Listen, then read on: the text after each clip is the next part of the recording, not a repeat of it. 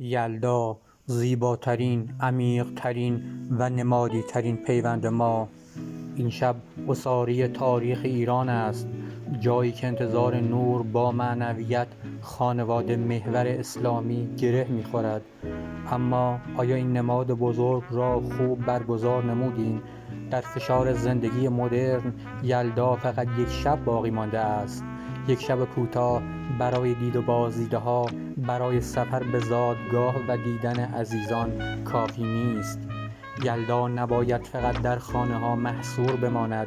یلدا می‌توانست یک روز کامل باشد، یک روز برای آموزش، برای عمومی کردن فلسفه غلبی نور بر تاریکی و تحکیم نمودن پیوندها.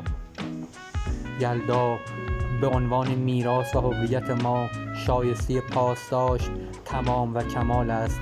یلدا می‌توانست روز یلدا باشد.